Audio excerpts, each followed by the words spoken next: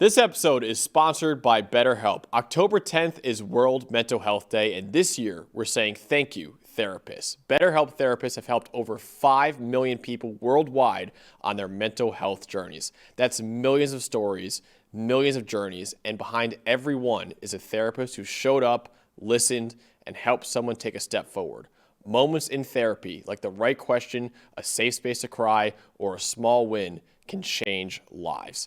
This World Mental Health Day, BetterHelp is honoring those connections and the therapists who make them possible, while showing how easy it is to get guidance from a licensed therapist online with BetterHelp. With over 30,000 therapists, BetterHelp is the world's largest online therapy platform, having served over 5 million people globally. And it works with an average rating of 4.9 out of 5 for a live session based on over 1.7 million client reviews. This World Mental Health Day, we're celebrating the therapists who've helped millions of people take a step forward. If you're ready to find the right therapist for you, BetterHelp can help you start that journey. Our listeners get 10% off their first month at betterhelp.com/PFF. That's betterhelp.com/PFF.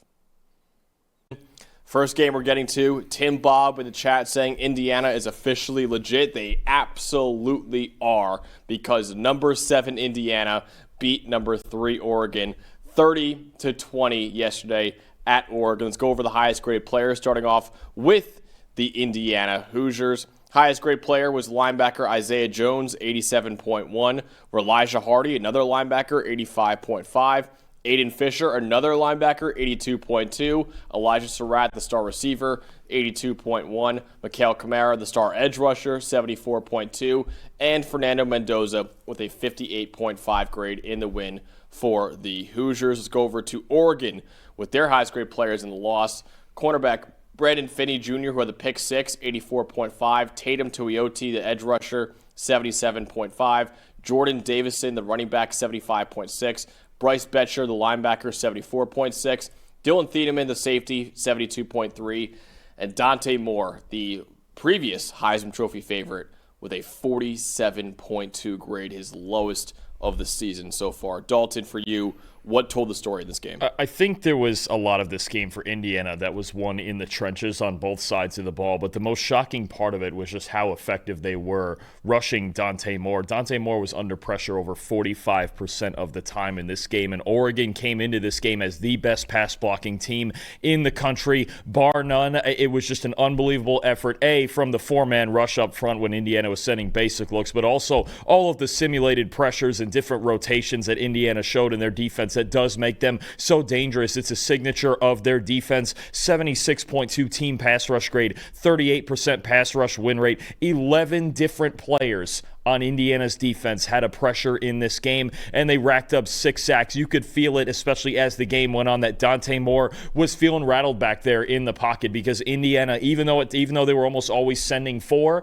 those simulated pressures and his ability to try to read through those rotations in the coverage behind it, he had a hard time with it, right? And even then, you got Indiana game planned so well to not allow explosive plays in this game, but the pass rush to me was such a big part of this, whether it was the defensive lineman or any of those awesome linebackers that you mentioned as their 3 highest graded players coming after Dante Moore. I think that was, of all the things that happened in this game, that was the most surprising part to me, is that Indiana created consistent pressure on what was previously the best pass protecting team, easily the best pass protecting team in the country. Still a very good unit, but Indiana's ability to rush with 4 and yet still create pressure with creative looks made a huge difference in this game. Indiana's ability to make opposing teams' strengths look like weaknesses is unbelievable. My stat is Indiana with an 86.2 defensive grade in this win. So since Oregon scored on the pick 6 in this game, Indiana really only let up 13 points in this game to Oregon,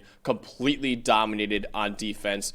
Oregon had negative .301 EPA per play. That's their lowest in a game since the Red Box Bowl against Michigan State in 2018, when the final score of that game, Dalton, Oregon won, but it was 7-6 was the final score of that game. Justin Herbert was the quarterback of that game for Oregon all the way back there in 2018. So the lowest EPA per play for Oregon in a game since that bowl game in 2018.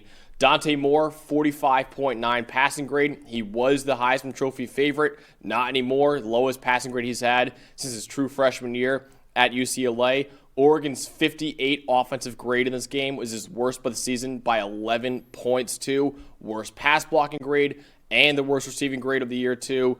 Indiana smacked Oregon in the mouth at Oregon in Eugene too. An unreal job by Curt Cignetti and an unreal job too by Bryant Haynes, the defensive coordinator for Indiana, and of course all of these star players on that Indiana defense too. A collective team effort by that defense to completely shut down what has been one of the most explosive offenses in the country.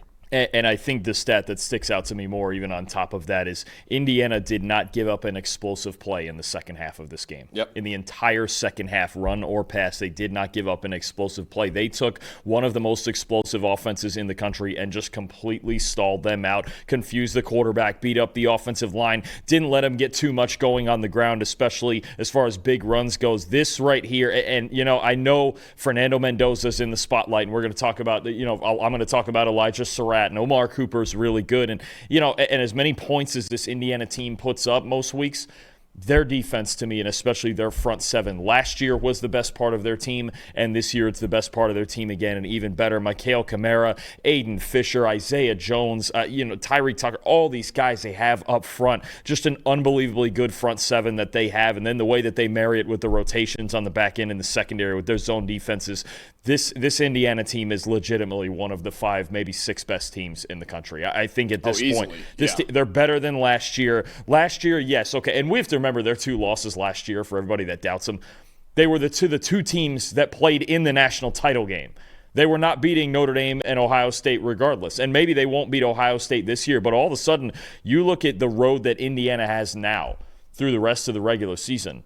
You're sitting there looking at it going, they should go 12-0. Yeah. There is not a game that they should be underdogs in the rest of the way or anything close. The game at Penn State, as you know, looks a lot easier than it did going into the season right now. I mean, Indiana's Aller's out for the year now too. And with Drew Aller, I mean, that trip to Penn State, you still have to go into the environment and win the ball game. But Indiana's defense, I think, is a problem for any team that they face, and it gives them a shot to do special things this year. So let's move on over from the defense to the offense. Who is your most impressive part of this game for Indiana? I said this 2 weeks ago against Iowa when he scored the winning touchdown. He was really good. Elijah Surratt right now is playing every bit like the number 1 receiver you could possibly want on your football team. In this game, 8 catches, another 120 yards, and a touchdown, 81.7 receiving grade. He's such a good route runner. He's got such a big physical body that he uses to get open. He makes contested catches. His hands are fantastic. And look, Indiana's played 6 games this year. He's got at least an 80 receiving grade in 4 of them. Yep. He's just so consistent, and he's been like that his entire college career. Just unreal. When they absolutely need a big play, Elijah Surratt is that guy. And he's not a guy that runs a 4.3 and is going to run 60 yards by you. It's out routes. It's back shoulders. It's curls where he runs off corners. It's physical contested catches. He's just everything you could want in a number 1 receiver in an offense like this. And Omar Cooper made some plays in this game too that were really awesome. But I think Elijah Surratt, one-on-one, he can right now get open against anybody, and that makes a huge difference for this team. We've seen it now 2 games in a row against 2 tough defenses, Iowa and Oregon, that he's been their best offensive player. Elijah Surratt transferred to Indiana from James Madison because he was following his head coach in Curt Cignetti. That has to be the most impressive part of this game, is Curt Cignetti, the head coach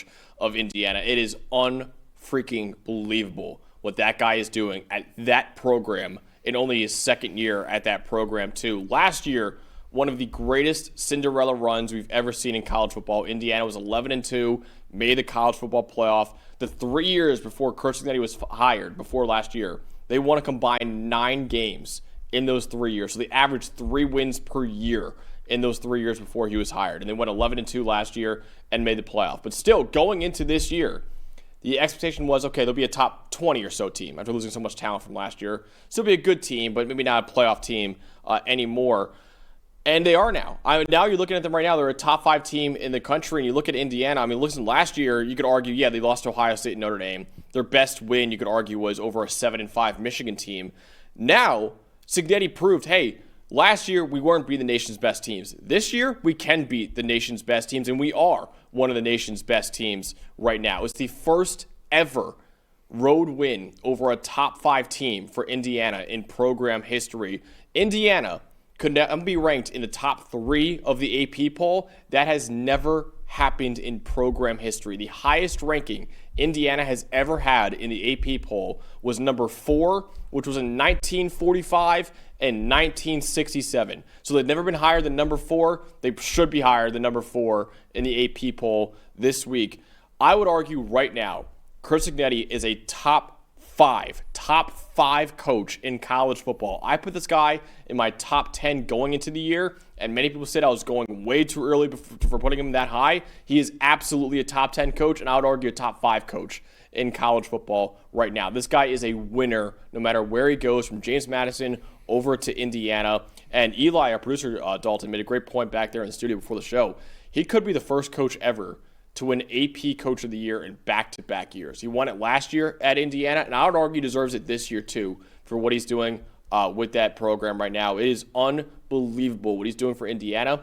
And I'm not saying they should be ranked number 1, because I still think Ohio State and Miami should be the top 2. But there is a case, though, because Indiana did kill Illinois, and Ohio State beat Illinois by 18 points, but Indiana beat them by more. So there's a case. Ohio State should be ranked above them. I'm still saying that. And Miami, I think, should be ranked above them too. But right now, we'll get to my top 25 later on the show. I would have Indiana at least number 3 in the country right now. Yeah, I think no less than 4, right? I know we were having the conversation yesterday about is it them or is it Texas A&M with their resume as well and what they've done. But no, this program, it's unbelievable. And again, I just look at the road going forward now that they got this win. And even if they didn't get this win, I feel like they would have an advantageous road. But you look at this, Michigan State, favorite. UCLA, I know they're a wagon all of a sudden, but still taking Indiana at home there. At Maryland, spunky, but they're better than Maryland. At Penn State, not what it used to be. Wisconsin, Purdue. Yeah. There is very little reason Indiana shouldn't expect to go 12-0 and end up in the Big Ten title game, possibly playing Ohio State or maybe playing Oregon again, depending on how things go. You still have to play the games. But, I mean, this Indiana team, the expectations now are sky high, and you do feel like they have the potential to get further than they did last year. Oh, absolutely. It's unbelievable that even after last year, when everyone should have, seen Curt Cignetti as an elite coach, even after last year, he's still proving doubters wrong. It's crazy what he's doing at that program. And now Indiana, which has been historically a basketball school, it is firmly a football school right now, which is unbelievable job by Curt Cignetti at that program. All right.